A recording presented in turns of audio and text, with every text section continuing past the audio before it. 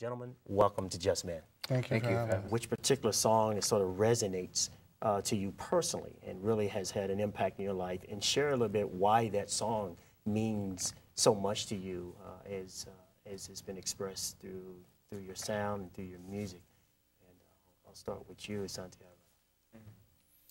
It's hard. Like recently somebody asked us, what's your favorite song? And you're kind of not asking us that completely, but from a different light, I guess. The song that jumps out to me immediately is the first track on the record, El Señor está contigo, which means the Lord is with you.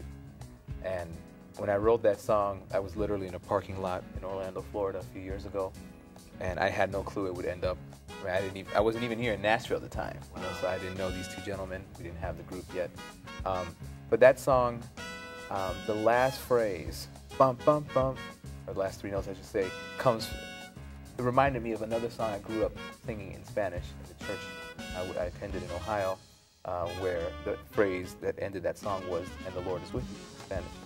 And so I was like, you know, sometimes I'm a knucklehead, sometimes I don't make the wisest decisions, sometimes I do make wise decisions, but it's good to know that my Heavenly Father is with me. He doesn't kick me to the side.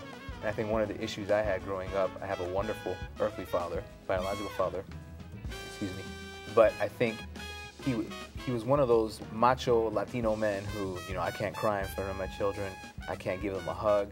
So while he was there present with our family and helping us out financially and, you know, to correct us if we did something wrong, he was there to, you know, to swat us.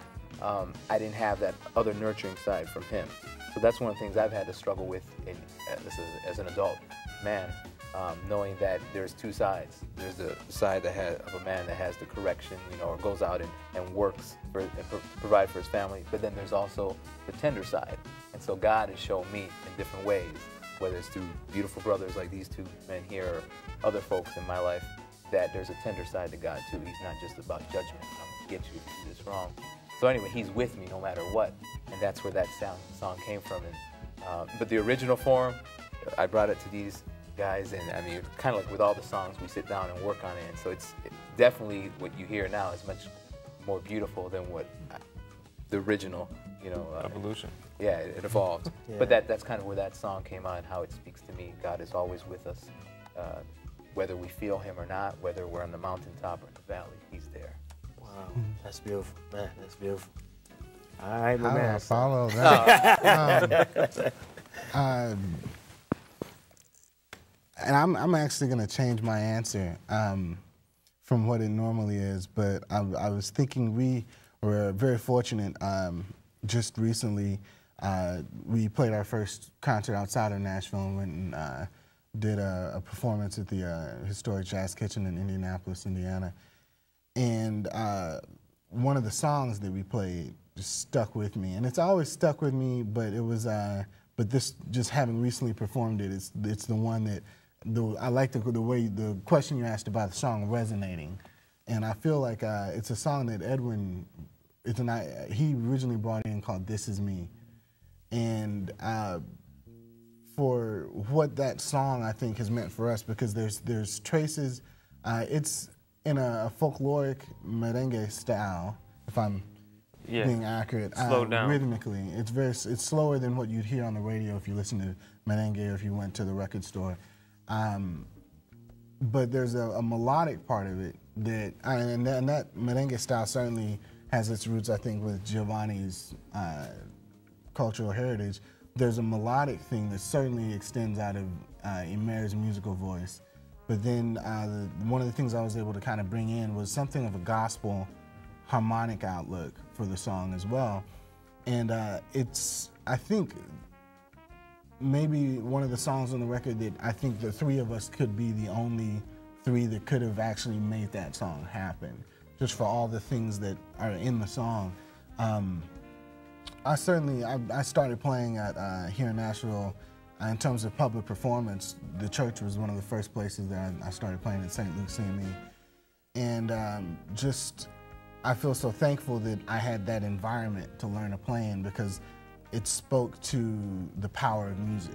And I can remember as a kid, I actually went to a funeral, and Bob Holmes, the late Bob Holmes, great keyboard player and organ player, was playing organ at this funeral, and his playing was just so emotive and so dynamic, and that you know, people especially can walk into funerals really at their lowest in terms of just hope and motivation and perseverance. And his music, literally, I could feel and see in the room that what he put into the way that he played the organ on Wade in the Water, I'll never forget it. It was the first time I think that I fully understood the power of music. And I think that song, there's something of that power in it in terms of just the ability to take three people who have very different, I mean, there's similarities in terms of our approach to music, our approach to life, but I think we've had very different experiences on the planet, and just create something that reflects the diversity, but also something of a universal quality, I guess, or universal beauty from the combination of those three. So I think that's the one that resonates with me and means the most, because I think it's maybe one of the more singular examples of what the band is capable of, or what it really, I mean, this band is kind of a metaphor for how we go through our lives, but just when people decide to put their best foot forward together, what can be accomplished. Yeah, that's beautiful. I'm going to agree with Rasan. That's actually, along with the one that resonates the most with me, has been my favorite song since I love that song. Yeah, Emir brought it in, and then Rasan added his the chordal changes, which has the gospel influence, like he was saying, and then I brought in the rhythmic aspect. I was like, well, what if we try it like this? Which is inspired from a Dominican composer named Juan Luis Guerra. What he did, he started infusing. He studied at Berkeley, and he started playing Latin. He was studying jazz at Berkeley, and then so he was like, well, what if I were to infuse the jazz sounds or the chord voicings and the melodies with my music, which is from Dominican Republic, which is merengue. So, welcome to Just Men, a life-changing program that resonates hope, restores faith, and renews love. I'm your host, Jeff Tate, and thank you for joining Just Men. On today's program, we have a special guest as it relates to what it is to be a man. And tell me a little bit about the mentoring of a father. I mean, I know you talked about that your mom was married twice, but what role or at all did it have, or did the males have in your life in shaping the mindset before you got on this pathway of love? Just to be seated with a lot of the men's issues is they don't know who they are. That's correct. See, we got to focus on too much of what you do, what you have, what you see, what you want, your desires, your fears, all these other things. But deep down, underneath all of that superficial and surface layer, is man still have a difficult time knowing who he is. Because if he recognizes and he comes to that state of awareness and awakeness about who he is, so powerful. And you said a word that I would like you to comment on and talk about, that I keep hearing this word of forgiveness. Your wife, you mentioned her in the point of her forgiveness, but I want to be very specific and talk about your forgiveness. Forgiveness in terms of what you experienced, the forgiveness in pain, and more significantly, how do you forgive yourself?